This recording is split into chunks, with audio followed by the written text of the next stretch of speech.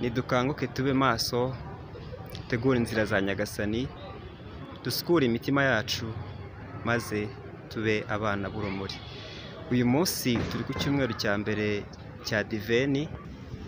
Mu batagatifu twijihiza uyu munsi twijihije Mutagatifu Cecile, umurinzi w'abaririmbyi. Nifurije umunsi mukuru mwiza abiragiza umutagatifu Cecile. Mu nyigisho z'umushyitsi twagize uyu munsi, twagize amahirwe yo gusurwa na Padiri Ivuguruzwa Jean Pierre wo muri paruwasi ya Ruhondo. Mu nyigisho yaduhaye uyu munsi yatwibukije kuba abakristo. Umukristo ni iki? Ese gusiba misa nta mpamvu ifatika ufite, icyo gihe wumva ubyemerewe? Ntabwo byemerewe. Uyu munsi yaduhaye ibintu bitatu tugomba kwitaho by'umwihariko nk'abakristo cyangwa se bari mu nzira yo kuba abakristo. Ibintu bitatu yaduhaye uyu munsi, yatwibukije ko byibuze tugerageza tukaza mu misa byibuze buri cyumweru, kuko wa munsi wasibye mu misa ushobora kuba ari wa munsi wawe wari guhabwa umugisha na Yezu, umugisha wawe ugahabwa abandi.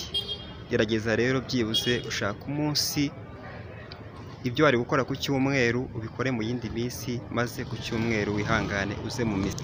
Icya kabiri yatwibukije uyu munsi, yatubwiye ko tugomba gusenga.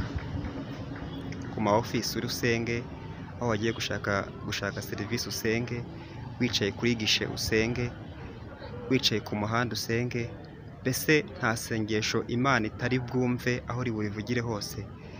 Itinyuka wigira isoni zo guhamya Yezu. Ese niba ugiye muri resitora ugatinya gukora ikimenyetso cy'umusaraba, icyo gihe Yezu uzaba umuhamije uramutinya. Bigaragariza abandi ko ukunda Yezu. Yezu muri inshuti. Byerekane kandi ukomeze umuhamye aho ugenda hose. Ahantu uri hose yatwibukije ko ugomba kuhavugirira isengesho. Nta sengesho Imana isubiza inyuma, nta sengesho Imana itumva uko ryaba rireshya kose, upfa kuba urivuze wizeye. Izere rero kandi usengere ahantu hose uri, utagombye ngo ahantu ndi hari akavuyo ibiki n'ibiki. Shyira imbere isengesho. Icya gatatu yatubwiye uyu munsi, yatubwiye ko uyu munsi w'intangiriro z'icyumweru cya mbere cya Diveni tugomba byibuze kuvuga neza. Kuvuga neza mu batubabaje, mu baduteye stress. Tugerageze tugaragaze ko tuvuye gusenga. Byibuze n'ukubona cyangwa n'ukumva avuga ati uyu muntu avuye gusenga. Padiri Jean Pierre rero Nivuguruzwa ni padiri mukuru wa paruwasi ya Ruhondo, ngire ngo ni muri za Rulindo muramuzi. Uyu munsi yatubereye umushyitsi kuri Regina Pacis Remera. Reka tumwifurize umugisha.